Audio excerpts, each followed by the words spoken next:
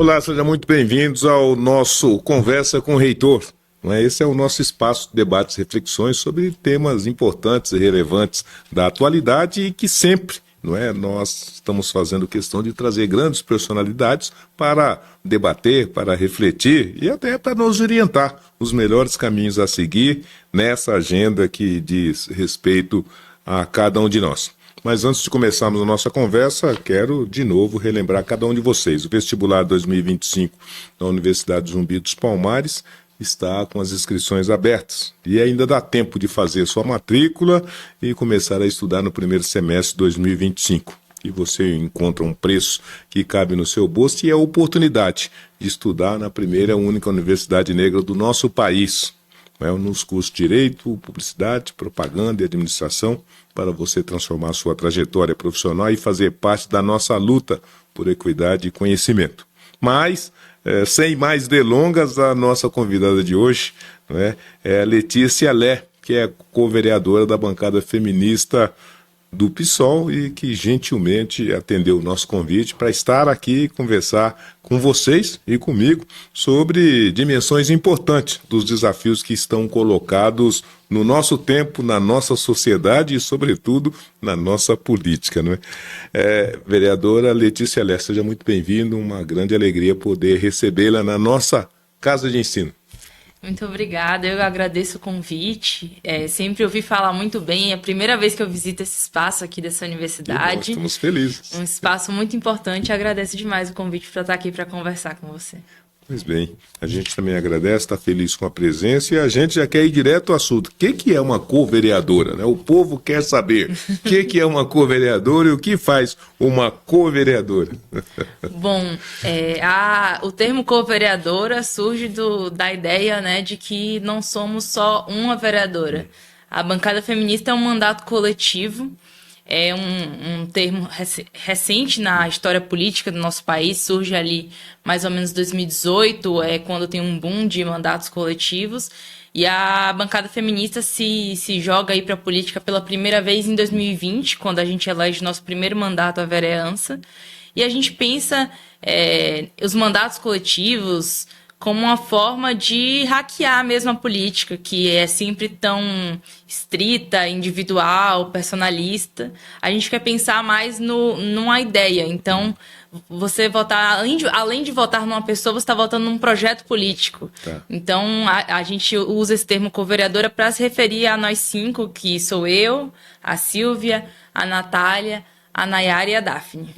Que maravilha. Então, quer dizer que é uma estratégia ou uma forma diferenciada de exercer o mandato popular em que acopla-se junto com a vereadora principal um conjunto de co-vereadoras que, no seu conjunto, vão traduzir uma estratégia, um projeto político, uma realização por uma determinada demanda social. É isso? Isso, acho que no dia a dia Sim. A gente entende a atividade parlamentar para muito além do estar ali na tribuna Sim. falando, Então, todas aquelas outras atividades parlamentares que se estendem além de estar na tribuna, nós 5 realizamos. Então, fiscalizar o município, estar presente nos territórios, dialogar com o poder público, com as instituições.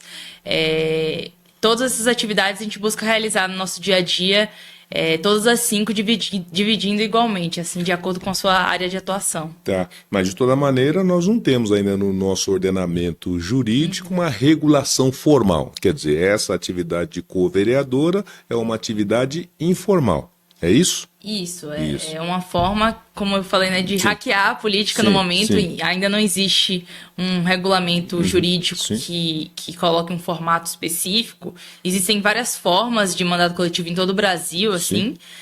A gente conseguiu fazer a nossa dar muito certo desse jeito que funciona hoje, mas existem outros formatos de mandato coletivo diferentes do nosso, que a gente sabe. Então, é um tema muito complexo ainda para se estudar. Para ainda está em debate e não temos ainda uma legislação, uma lei regulando um trabalho dessa natureza. Isso. Ah, que bom. Mas, enfim, como a senhora é uma co-vereadora, está aí, né? Já um desafio que é transformar em lei, e essa que é uma construção social, diríamos assim, né, ou uma solução política de grande valor, né, e de grande potencialidade, né? Afinal de contas, traz mais pessoas para participar do mandato. Agora, nós só temos isso no PSOL? Temos mandatos coletivos em outros partidos que a senhora conheça? Ou, melhor colocando, isso daí, a gente sabe, começou, pelo menos aqui no lado progressista, um pouco mais à esquerda. Nós temos na direita, na centro-direita, eu não me recordo, acho que não, né? Que eu me recorde, não.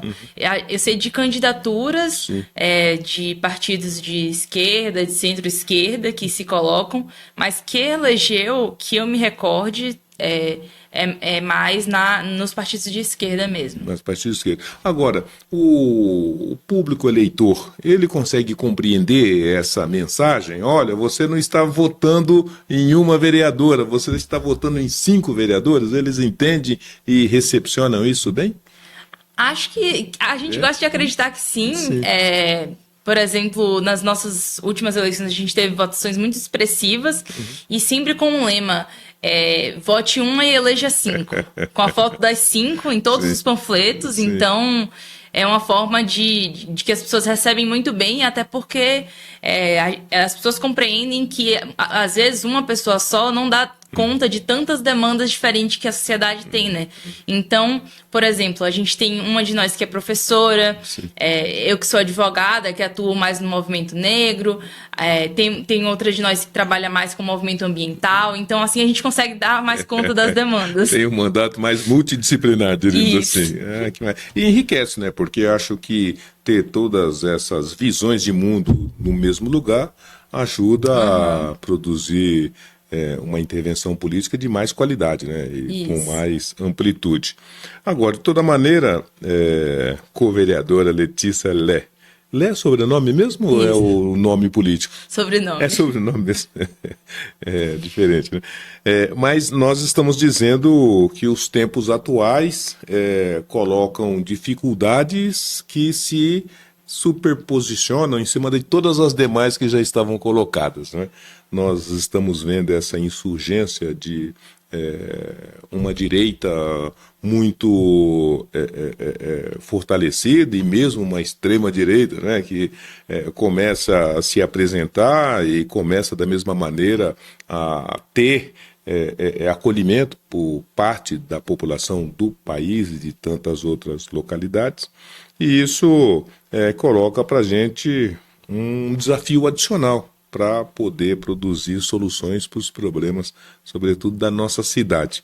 Como é que a senhora enxerga esse momento de mudança, de transformação, não só política, mais cultural, mais tecnológica, né, mais social, e a política como uma ferramenta de poder minimamente fazer uma boa curadoria nesses desafios?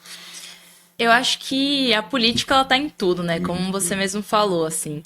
E isso se expressa de diferentes formas, mas que existe um signo em comum que a gente consegue perceber, que é justamente isso que o senhor falou, que é um avanço da extrema-direita, assim. É uma extrema-direita que é nacionalista, que é hegemonicamente branca, que prega valores que no passado nos levaram para caminhos muito perigosos. Então, a gente observa com muita atenção, assim, por exemplo, o que foi nesse fim de semana a eleição na Alemanha, que teve um grande avanço de um partido neonazista, trazendo de volta um tempo muito tenebroso daquele país, com o apoio de um bilionário, que é o Elon Musk, que é dono de uma das principais redes sociais do mundo, né? Então, isso está tudo muito interligado globalmente e o Brasil não está excluído dessa lógica, né? Estamos dentro dessa, não estamos fora dessa, né? Sim. Apesar de, com muito esforço, a gente ter conseguido eleger o presidente Lula em 2022, isso não quer dizer que o perigo da extrema-direita ele recuou, né? Na verdade, ele segue avançando, independente disso, assim. A gente vê com muita tristeza, por exemplo, imagens daqui do Brasil, nas fazendas, as pessoas destruindo alimentos para que o preço dos alimentos aumente e assim a extrema-direita possa avançar. É um exemplo simples, mas que mostra como essas pessoas estão muito alinhadas para que essa lógica, que às vezes parece meramente financeira, possa avançar ideologicamente. Então, eu acho que a luta que a gente precisa travar, ela está muito no campo ideológico, assim, e por isso não se desatrela do que é a política, né? Agora, ô vereador, tem uma coisa curiosa e interessante nessa perspectiva, que a senhora está muito bem referenciando, e a senhora citou, por exemplo, o caso do Elon Musk, não é?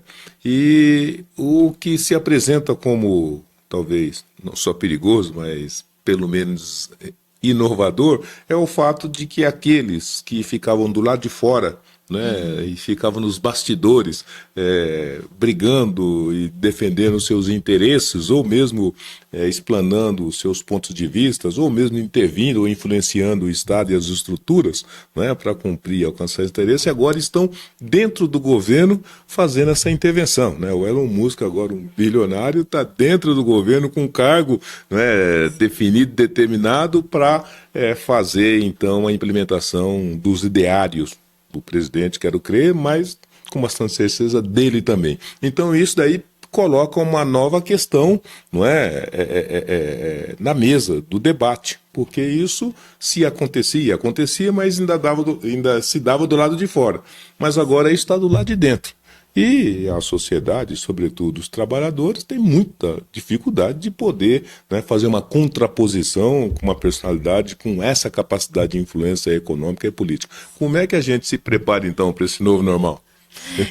Pergunta difícil. Pois mas está aí, está colocado, né? Aliás, como a senhora bem disse, né? E se não bastasse uma extrema-direita na Alemanha, a gente está vendo Elon Musk e tantos outros fazendo lá saudação nazista com tranquilidade e uma impunidade extraordinária, não é isso?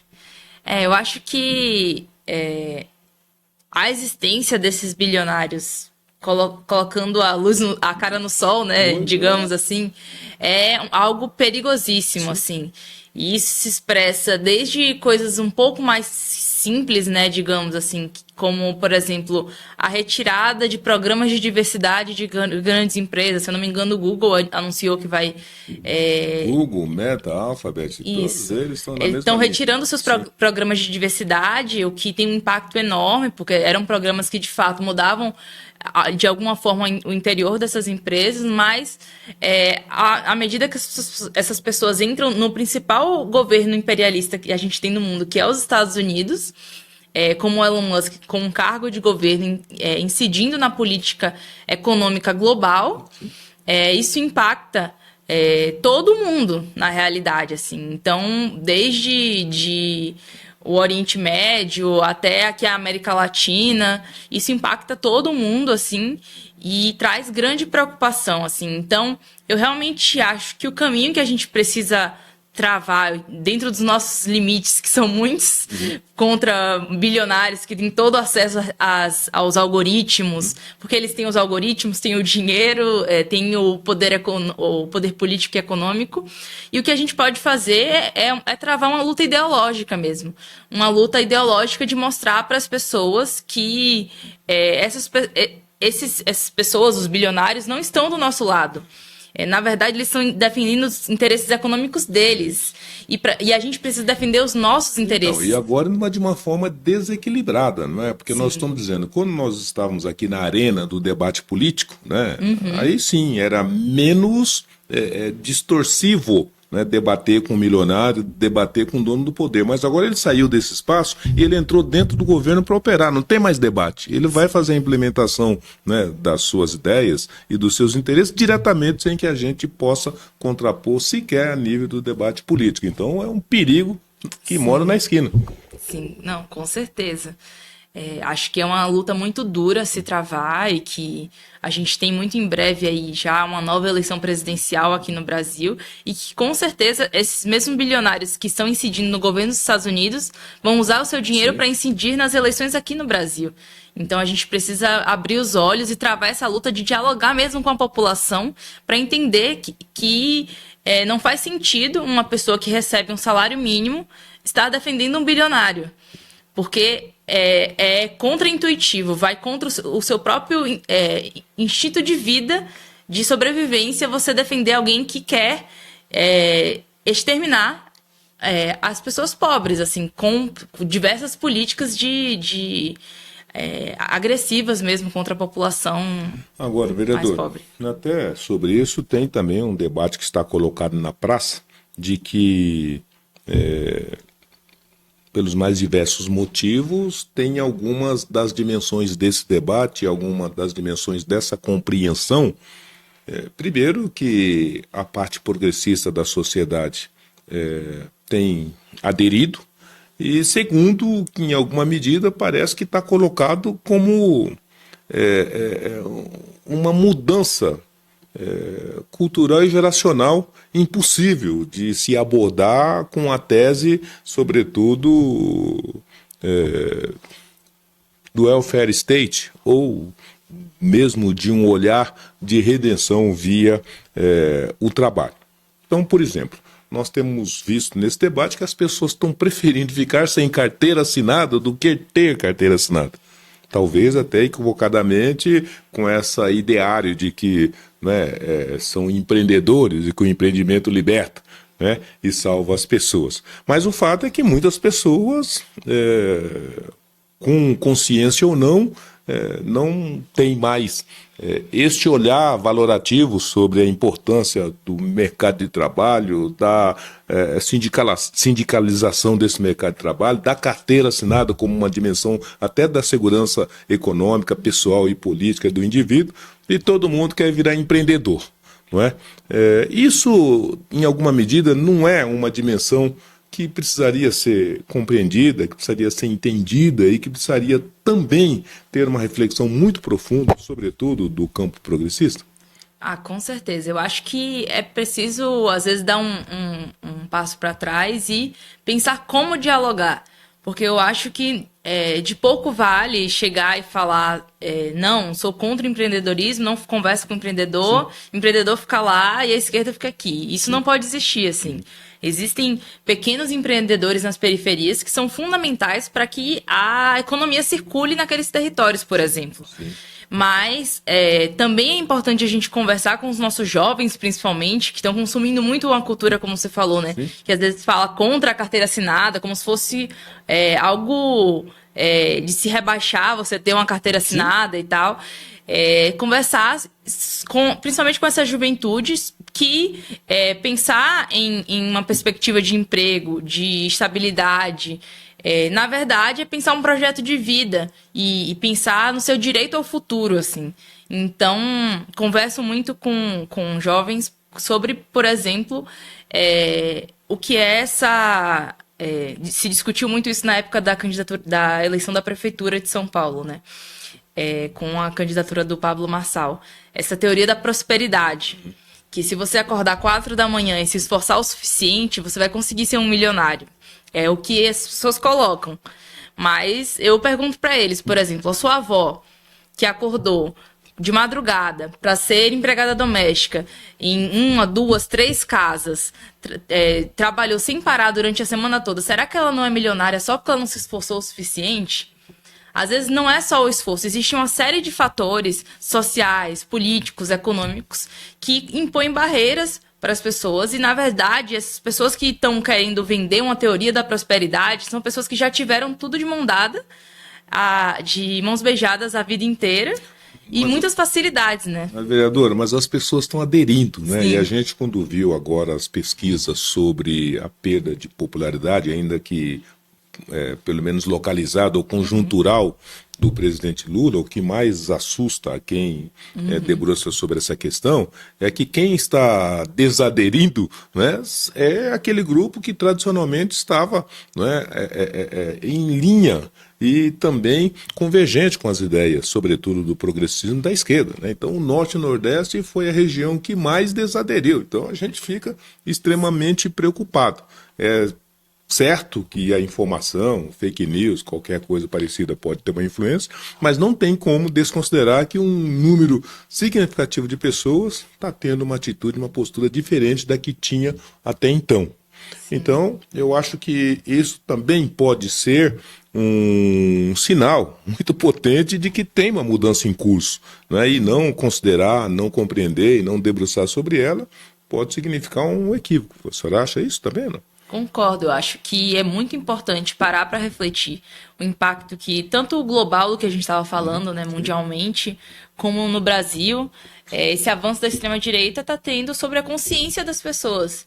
Então é óbvio que se a extrema-direita está avançando no mundo inteiro e no Brasil, ela vai avançar sobre as camadas mais pobres da população, médias, sim, mais altas, proporcionalmente, assim. Então, é importante que o setor progressista pare para se debruçar sobre como dialogar com essas pessoas. Eu acho um exemplo muito importante de como isso pode dar certo é o que foi, no último período, travada a luta contra a escala 6x1. Sim. É uma forma que a gente conseguiu dialogar com muita gente, porque é uma camada muito ampla da população que hoje está sujeita à escala 6x1, que é uma escala muito exploratória de trabalho, com um salário muito baixo normalmente. Então, a gente conseguiu dialogar com esses trabalhadores e muitos, assim, aderiram mesmo para compreender que realmente é uma exploração que eles estão sofrendo e dá um sopro de esperança, né, de que é possível dialogar com as pessoas. Assim. Agora, de toda maneira, tem uma outra dimensão importante dessa questão que a gente tem visto ganhar um contorno muito particularizado e diferente do que foi até então. Essa ambiência da segurança pública. Né? Então, o que nós temos visto e o que nós temos acompanhado ao longo da trajetória histórica é uma segurança pública que tem poucos qualificativos, que tem um foco, que tem uma direção, né, que tem ali um inimigo declarado a combater e que fica muito distante dos fundamentos do respeito à dignidade da pessoa humana, fica muito distante da garantia dos direitos dessas mesmas pessoas, etc. e tal.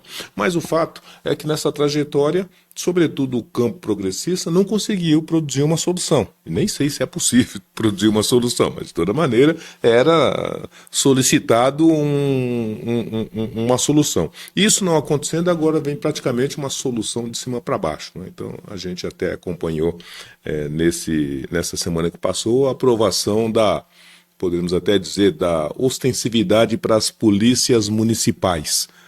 Então, para aquilo já estava difícil trabalhar com polícia militar, com polícia civil, com polícia rodoviária federal, agora seguramente com essa disseminação da possibilidade da segurança municipal também produzir esse trabalho ostensivo, logicamente todas as prefeituras vão criar sua segurança municipal.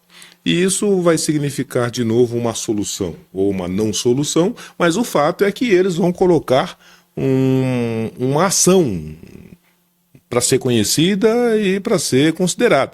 E foi o que não fez, por exemplo, o campo progressista. Então ele vai dizer, olha, para o problema da violência nós temos uma solução. Está aqui uma solução, todas as cidades com seus policiais armados, com fuzil, metralhadora, etc. e tal, e está aí a solução.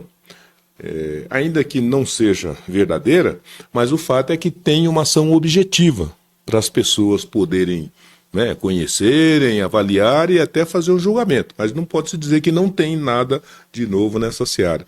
Então, essa titubeação, ou essa impotência, ou essa dificuldade para apresentar essas soluções novas para a sociedade, não tem como ser redesenhada pelo campo progressista, porque ao final é isso que as pessoas querem. Eu quero emprego, pouco importa se é com carteira ou se é sem carteira, né? Eu quero segurança, pouco importa se vai ser até os entes antiestatais que estão disponibilizando, mas eu quero essa segurança. E quem colocar isso daí na mesa leva. Né? E por que nós... e sobretudo o campo progressista não está conseguindo sair dessa camisa de força e colocar na mesa essas soluções que o povo está exigindo? Eu acho que o tema da segurança pública é muito complexo e que com certeza... Mas para a direita e para a esquerda. Sim, exatamente. E que com certeza, assim, é um dos principais temas em que eu acredito que os governos federais do PT erraram, assim. Por exemplo, no tema da lei de drogas, que foi aprovada durante o governo Dilma e que é uma das principais responsáveis por colocar mulheres negras na prisão. Mulheres negras, jovens negros, homens negros, né? 70% dos presidiários encarcerados são homens e mulheres negras. Sim, e a maioria no artigo 33 da lei de drogas. Porte de droga, Exato, e aí esse é um dos principais erros, assim, e que é um tema muito complexo e que acredito que esses governos não souberam lidar da melhor forma e que hoje a gente tem uma enorme dificuldade que se cerca não só pela complexidade do tema, que já é muito grande por si só, mas também por uma sociedade midiática, cultural, que é, no geral, muito punitivista, que incentiva o punitivismo. Então, e o punitivismo está alinhado com o que são as propostas da direita, né? Então, para eles é muito mais fácil levar a novas ideias para frente, porque está alinhado com o que culturalmente, midiaticamente, a sociedade mostra, as grandes mídias mostram, que é realmente essa ideia de vou combater a violência contra a violência e mais violência, e aí gera um ciclo sem fim. E é isso que a gente tem visto nos últimos anos, assim, nas últimas décadas. Na verdade, esse modelo de polícia militar que a gente tem hoje é a principal herança que a gente tem da ditadura, né? Sim. Que se perpetua até hoje, assim, e que é muito cruel. Acho que enquanto a gente não discutir um modelo de fiscalização séria desses órgãos, vai ser muito difícil avançar, assim. Então, um dos principais projetos que a gente protocolou logo no início desse ano, pela bancada feminista, foi um projeto de criar uma ouvidoria externa para a Guarda Civil Metropolitana. Porque a gente tem recebido muita denúncia de que a Guarda Civil, que não é polícia militar, está agindo como polícia militar. Então, atirando e matando pessoas, agredindo. A gente chega na Cracolândia, muitas pessoas vêm mostrar pra gente, olha, marcas muito graves de violência, de que a guarda mesmo está agindo para além do que a lei permite que ela haja, assim. Então, acho que um primeiro passo é uma fiscalização muito séria desses órgãos, mas que hoje por hoje não acontece. Assim. Na verdade, é um boicote aos órgãos de ouvidoria externa que já existem e uma dificuldade imensa para criar novos órgãos de fiscalização.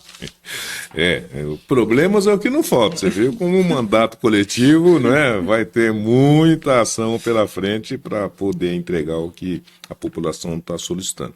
Agora, vereadora, toda mulher, de toda forma, a senhora é uma vereadora e é uma mulher negra, né? E nós, quando debruçamos sobre o mandato coletivo, né, do vosso partido e debruçamos sobretudo pela representação das mulheres negras na Câmara Municipal, a gente de novo conhece o fosso e a distorção injustificável da não presença do negro e da mulher negra na cidade mais negra da América do Sul. E a gente, a despeito de ter até construído uma legislação, né, tem ali os recursos destinados às candidaturas negras, tem ali a obrigatoriedade dos partidos, então, abrir espaço para as candidaturas negras, mas o fato é de que não temos, né, proporcionalmente a presença adequada das mulheres negras na política na nossa cidade. Como é que a gente vai resolver essa questão? É outra pergunta difícil. Hoje eu estou aqui só para fazer pergunta difícil. Acho que esse tema é uma questão, enfim, que surge toda eleição. É uma grande dificuldade mesmo de a gente eleger mais parlamentares negros. Assim, a gente conseguiu, ainda bem, ampliar a bancada do nosso partido, que é uma bancada que tem bastante parlamentar negro, mas não é algo que a gente vê nos outros partidos, por exemplo, e que causa grande preocupação, assim, principalmente nos outros partidos de esquerda, que a gente sabe que, com certeza, vão defender as pautas antirracistas, né? Às vezes, nem ajuda tanto em alguns outros partidos ter ou não pessoas negras, mas, principalmente nos partidos de esquerda, a gente precisa muito ampliar, e, para isso, a gente precisa fortalecer essas figuras, fortalecer dentro dos movimentos sociais, dentro das instituições, para que quando chegar o momento das eleições, essas pessoas estejam fortalecidas o suficiente e com todos os meios, né? Meios financeiros, fortalecimento político, de equipe mesmo, para que possam... Logística, comunicação, né? Exato. Tudo para que possam se eleger mesmo, assim. Então, eu acho que é um esforço que tem que surgir de dentro das estruturas dos partidos, porque os mecanismos de lei já existem, né? Sim, pois é, construímos a lei, mas a gente não consegue tornar a lei efetiva, não é? Sim. Vereadora querida,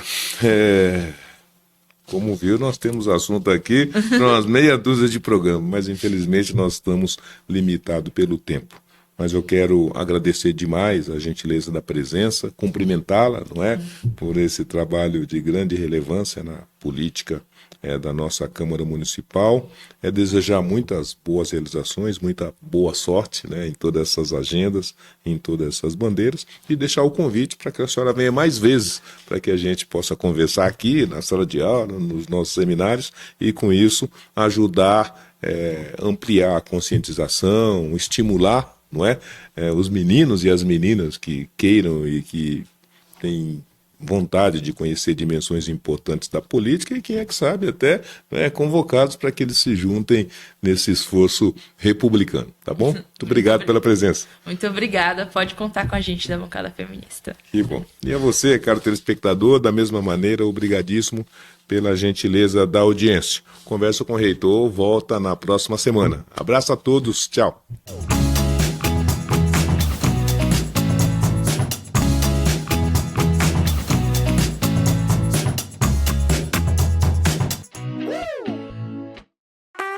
Sou ensino, sou excelência, sou luta, sou força, sou futuro, sou passado, sou mais de 4.000 negros na universidade, sou presente, sou mais de 50 professores, mestres e doutores. Sou ensino presencial, sou ensino à distância, sou raça, sou Zumbi, sou Palmares. Eu sou, somos feitos de raça. Zumbi, a universidade feita de raça.